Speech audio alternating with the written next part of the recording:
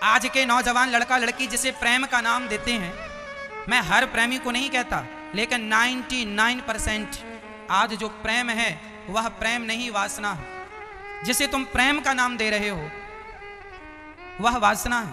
प्रेम में त्याग होता है। प्रेम की परिभाषा पूछ लो किसी से, 1,00,000 2 लाख लोगों में शायद एक आदमी हो जो प्रेम की व्याख्या कर सके। प्रेम की परिभाषा ही नहीं पता आपको और प्रेम करने निकल पड़े। बताओ क्या है प्रेम? एक लड़की से प्यार करता है एक लड़का और उस लड़की को लेके भाग जाता है, उसकी माँ रोती रह जाती है, उसका बाप रोता रह जाता है। जरा इस लड़की से पूछो कि यही तुम्हारा प्यार था? यदि उस लड़के से तुम्हारा प्यार था तो फिर तुम्हारी माँ ने तुमसे जो किया वो क्या था? क्या माँ अपने बेटे से प्यार नहीं करती? क्या माँ अपनी बेटी से प्यार नहीं करती? जवाब हाँ या ना में दो। क्या एक माँ अपनी बेटी से प्यार नहीं करती? बोलो हाँ या ना। क्या एक बाप अपने बेटे से प्यार नहीं करता? करता है। पर आजकल के लड़का लड़की को केवल लड़की और लड़कों से प्यार होता है, लड़की को लड़के से, लड़के को लड़की। प्यार हो गया, भाग गए, शादी कर ली, ना माँ से बताया ना माँ से पूछा, माँ रो रही है। यदि इस लड़की से तुमने जो किया वो प्यार था तो तुम्हारे बाप ने तुमसे जो किया फिर वो क्या था? फिर तुम्हारी माँ ने तुमसे जो किया वो क्या था? क्या वो प्यार नहीं था? भारत में 135 करोड़ लोग रहते हैं। इन 135 करोड़ लोगों में सिर्फ आपकी माँ और आपका बाप केवल 2 लोग ऐसे हैं जो आपके बारे में सबसे अच्छा सोचते हैं, आपके बारे में सबसे अच्छा कहते हैं। और आपके लिए जितना अच्छा आपके माँ बाप कर सकते हैं, इस दुनिया में कोई आपके लिए इतना अच्छा नहीं कर सकता जितना आपके माँ बाप कर सकते हैं। आपके माँ बाप को जितनी आपकी चिंता है, इस दुनिया में 107-8 अरब लोग रहते हैं सारी दुनिया में, 8 अरब लोगों में से कोई आपका इतना शुभ चिंतक नहीं है जितनी कि आपकी माँ और आपका पिता है। लेकिन उसी माँ बाप के छाती पे खंजर दे दिया आज की औलाद ने। प्यार हो गया किसी लड़की से, लेकर भाग गया। यदि उस लड़की से किया गया प्यार था तो फिर माँ का क्या था? वो तुम्हें 9 माह पेट में रखा था, क्या माँ को तुमसे प्यार नहीं था? तुम्हें खिलाने के बाद खाती थी, क्या माँ का प्यार नहीं था? तुम कैसे प्रेमी हो? यदि तुम लड़की के प्रेम को प्रेम कहते हो तो फिर माँ के प्रेम को तुमने तोड़ क्यों दिया? क्या प्रेमी एक प्रेम के लिए दूसरा प्रेम तोड़ता है? लड़की का प्यार तो तुम्हारा नया नया प्यार था, माँ का प्यार तो पुराना है। लड़की का प्यार तो 4 साल से हुआ है, माँ का प्यार तो तब से है जब से तुम पेट में आए हो, तब से माँ तुमसे प्यार करती थी, करती रही है। तो फिर माँ का प्यार तुमने, माँ के प्यार को तुम समझ ना पाए और लड़की के प्यार को कहते हो मैं प्यार करता हूँ महाराज। तो बाहर प्यार एक ऐसा प्यार होता है? प्यार की परिभाषा कभी सुनी है, पढ़ी है, देखी है? ये तुम्हारा प्यार नहीं है, केवल वासना, तुम्हारी हवस, केवल इच्छाएं तुम्हारी भोगों की हैं बस। एक लड़का एक लड़की से प्यार करे, एक लड़का एक लड़की से, एक लड़की एक लड़का से प्यार करे और वो अपने माँ बाप को ठुकरा दें, माँ बाप को छोड़कर लव मैरिज कोर्ट मैरिज करके भाग जाएं, माँ रोती रह जाए, बाप रोता रह जाए, ऐसों को आप प्रेमी कहेंगे? क्या यही प्रेम है? क्या आपके हिसाब से प्रेम की परिभाषाएं यही हैं? इसी का नाम प्यार है? इसी का नाम प्यार है? बताओ। इसका नाम प्यार नहीं है मेरी बहनों, इसका नाम केवल वासना है। कोई लड़का तुमसे प्यार नहीं करता, शायद होगा कोई प्यार। लोग कहते हैं प्यार की निशानी ताजमहल है। यदि ताजमहल है प्यार की निशानी तो ताजमहल बनवाने वाले ने फिर उसी पत्नी से शादी की थी जिससे प्यार करता था, जिसकी याद में बनवाया, तो उसके मर जाने पर दूसरा विवाह क्यों कर लिया? तीसरा विवाह क्यों कर लिया? चौथा विवाह क्यों कर लिया? प्रेम की निशानी ताजमहल नहीं है, प्रेमी उसे नहीं कहते। चलो आज मैं तुम्हें प्यार की परिभाषा समझा दूं। एक कहानी सुनाऊंगा, इसके बाद एक सवाल करूंगा, फिर उसका उत्तर आप दीजिएगा, उसी से प्यार की निशानी पता चलेगी। एक लड़की थी, एक लड़की थी, वह 3 लड़कों से प्यार करती थी। सुनिएगा बहुत ध्यान से, बैठ जाओ मैया, बैठ जाओ। एक छोटी सी कहानी है, उसका प्रश्न आपसे करूंगा, उत्तर ध्यान से सुनिएगा और ध्यान से उत्तर दीजिएगा। एक लड़की थी, वह 3 लड़कों से प्यार करती थी। 3 लड़के, तीनों बड़े सुंदर थे, बड़े होनहार थे, योग्य थे, सुंदर भी थे, पढ़े लिखे भी थे, योग्य भी थे, सब कुछ प्रॉपर था। तीनों से प्यार था, पर विडंबना यह थी कि प्यार तो तीनों से था, पर तीनों से विवाह तो नहीं हो सकता था। विवाह तो एक से होता। तो तीनों लड़के तैयारी करने लगे कि वो लड़की हमसे विवाह करेगी, दूसरा तैयारी करने लगा हमसे करेगी, तीसरा तैयारी करने लगा हमसे करेगी। अब जब लड़की को पता चला कि तीनों लड़के तैयारी कर रहे हैं, अब वो लड़की सोची कि मैं किससे हाँ करूं, तीनों से बड़ा प्यार करती थी, तीनों अच्छे थे। तो लड़की ने क्या किया, उसने आत्महत्या कर ली। वो निर्णय ना ले सकी कि मैं तीनों में से किसी पर एक को यदि वो चुन लेती तो दो उसके प्रेम में मर जाते। तो वो चाहती थी कि दो लोग मरें, उससे अच्छा मैं अकेली मर जाऊं। वह इतना प्यार करती थी तीनों से कि वह चुन ना पाई कि मैं किसको पति बनाऊं।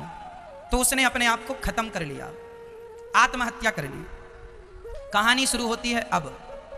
जब उसने आत्महत्या कर ली तो उसको चिता पर जलाया गया।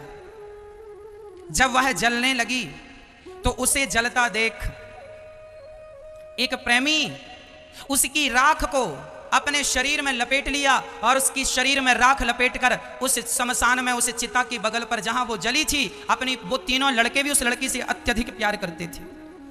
वह लड़का अपनी होने वाली पत्नी की चिता की आग को, प्रेमिका की आग को लपेटकर, उसकी भस्म को लपेटकर वहां शमशान में बैठा रहा, ना खाना खाता ना पानी, पागलों की तरह बैठा।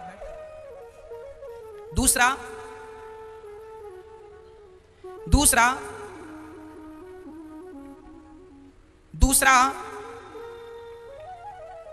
ध्यान करने बैठ गया अपनी पत्नी का, अपने होनी प्रेमिका का, कि मेरी प्रेमिका शायद मेरे भजन से, मेरे तपस्या के बल से शायद भगवान प्रसन्न हो जाए और मैं कह दूं कि मेरी होने वाली प्रेमिका को मुझे वापस करो।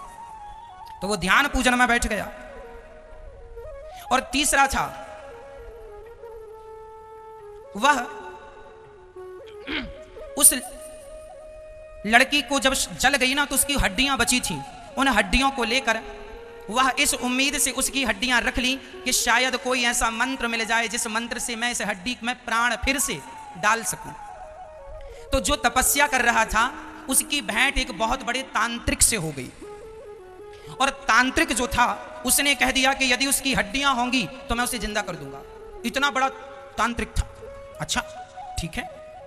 तो जिसने तपस्या की उसे तांत्रिक मिल गया। उसने कहा हड्डियां लाओ मैं जिंदा करता हूं, और हड्डियां दूसरे ने संभाल कर रखी, दूसरे प्रेमी ने। तो उस प्रेमी ने हड्डियां दी और तांत्रिक ने मंत्र पढ़ा। सच्ची वह लड़की फिर से जिंदा हो गई। लड़की खड़ी हो गई ज्यों की त्यों, और भी सुंदर हो गई वो लड़की पहले से, और भी सुंदर और भी बढ़िया हो गई। अब सवाल आपसे, बताओ उस लड़की, अब वो जिंदा हो गई, उसके सामने फिर 3 पुरुष खड़े हैं, बताओ वो लड़की किससे विवाह करे? जिसने उसे जीवन दान दिया वो, या जिसने उसकी हड्डियां रखी वो, या जिसने उसकी भभूति रमाई वो। 3 ऑप्शन है, वह लड़की किससे विवाह करेगी? जवाब दो, जवाब दो, किससे? हाँ,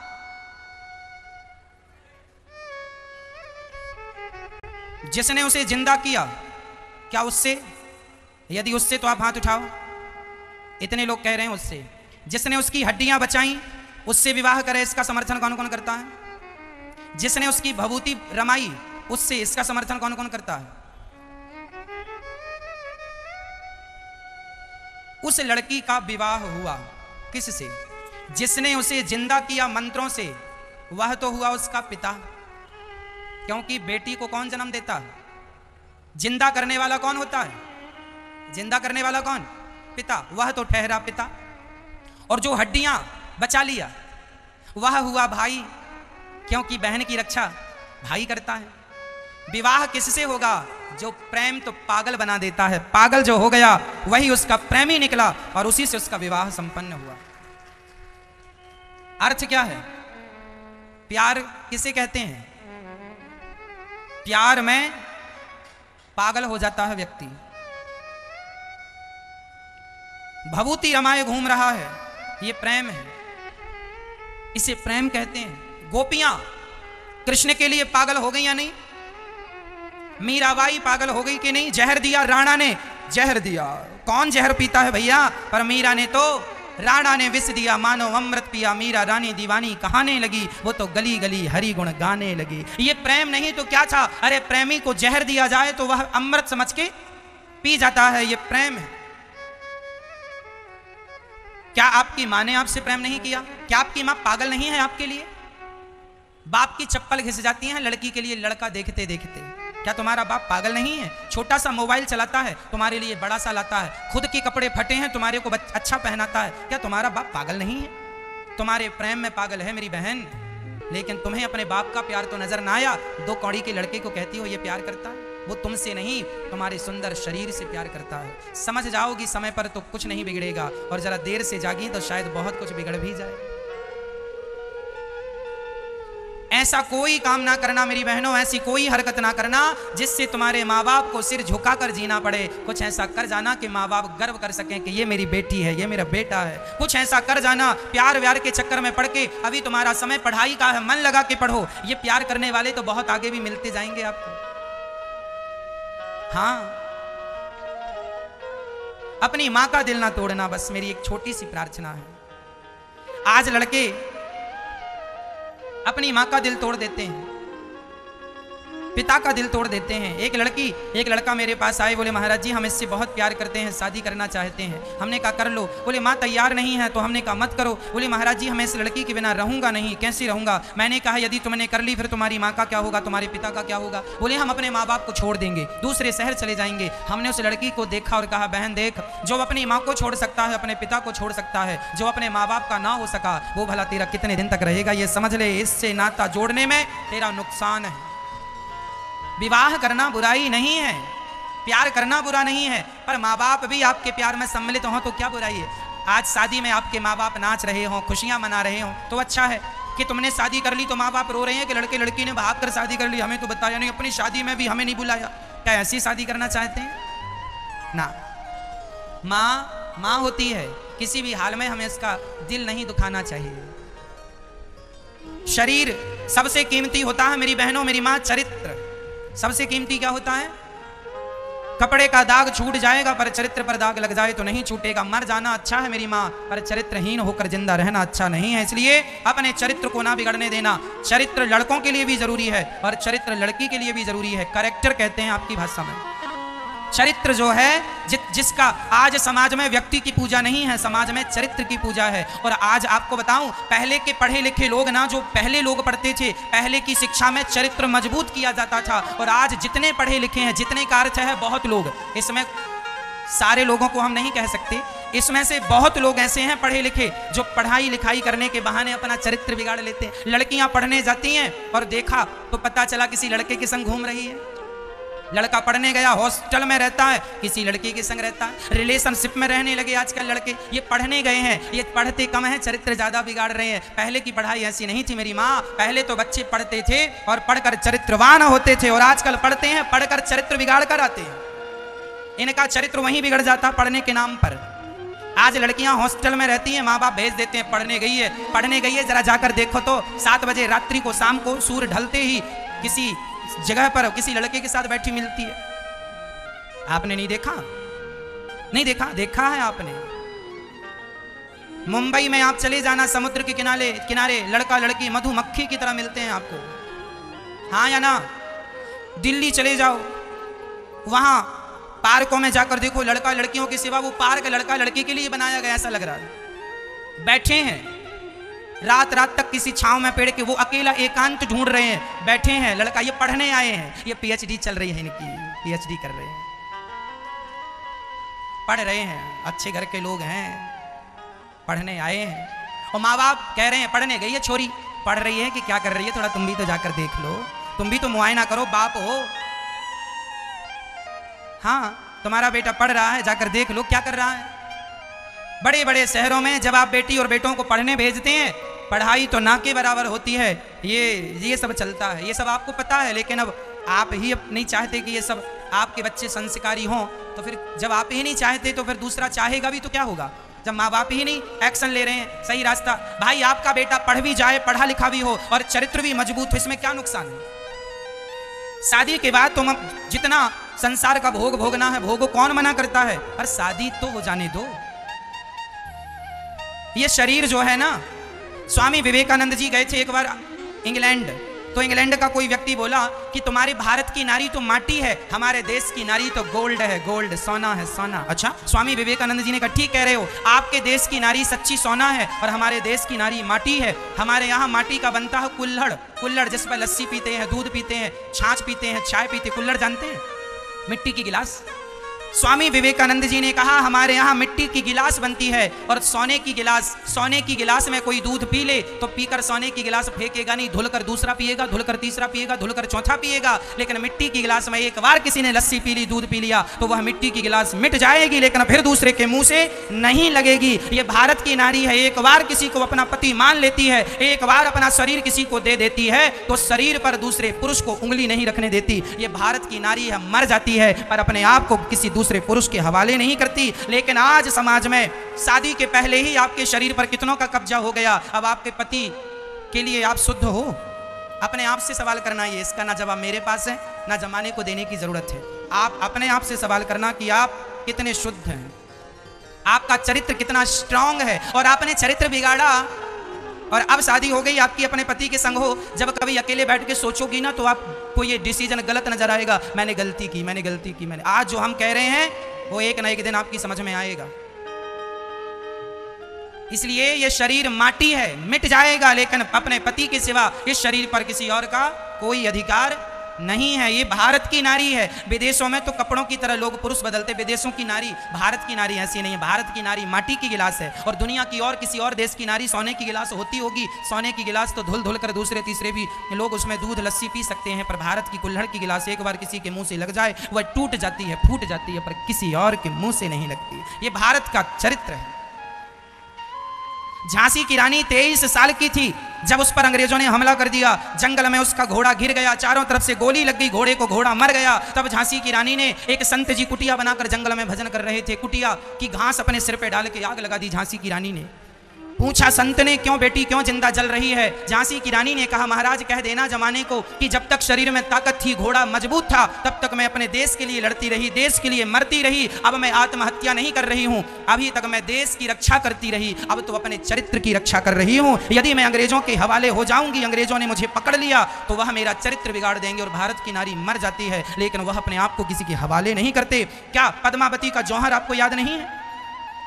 पद्मावती का जौहर कह दिया किसी ने कि तुम्हारे पति मर गए युद्ध में। उसने कहा मर गए तो फिर कोई दूसरा पति, दूसरा पुरुष आवे और मुझे स्पर्श करे, बर्दाश्त नहीं है, इसलिए मैं मर जाती हूँ। आग में कूद गई, मर गई, लेकिन अपने आप को किसी के हवाले नहीं किया। ये भारत का चरित्र था।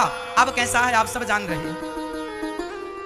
इसलिए प्रार्थना हर लड़की से, हर बहन से, हर बेटी से, किसी का कुछ नहीं बिगड़ना। आने वाले साल 10 साल बाद जब तुम कभी अपने आप को आईने में देखोगे ना तो तुम अपने आप से नजर ना मिला पाओगी मेरी बहनों, यदि तुमने चरित्र बिगाड़ लिया तो। नजरें हमें जमाने से नहीं मिलानी, नजरें खुद से तो मिलानी है। खुद से मिला पाओगे अपनी नजरें? हम नहीं जानते कि आप कैसे हैं, पड़ोसी नहीं जानता कि आप कैसे हैं। चलो तुमने माँ बाप की आंखों में धूल झोंक दिया, कोई बात नहीं, क्या भगवान की आंखों में धूल झोंक पाओगी? हमसे, तुमसे, जमाने से छिपा लो सब चीजें, क्या विधाता से कुछ छिपा है? इसलिए हाथ जोड़ता हूं, चरित्र ना बिगाड़ना। दुनिया में हर चीज का इलाज है, पर चरित्र बिगड़ जाए इसका कोई इलाज नहीं। इसलिए मर्जी अब आपकी। आज छोटी छोटी लड़कियों को 10वीं क्लास में पढ़ रही हैं, गोल गोल रोटी बनानी नहीं आती और इनको प्यार हो गया है, प्यार चल रहा है इनका। इन्हें पता ही नहीं कि प्यार की परिभाषा क्या है। अभी चौका बर्तन करना नहीं आ रहा, झाड़ू पोंछा, प्यार करना खूब आ रहा है। क्या होगा भारत के भविष्य का? यदि तुम चरित्र से गिर गई मेरी मां और कल तुम्हारा बच्चा पैदा हुआ तो लिख के ले लेना स्टाम्प पेपर में, तुम चरित्रहीन हो ना, तुम्हारी औलाद भी चरित्रहीन ही होगी। लिख लेना, चरित्रहीनों के चरित्रहीन ही तो होंगे। चरित्रवानों के घर चरित्रवान हुआ करते हैं, चरित्रहीनों के द्वारा चरित्रवानों की उम्मीद ना करना।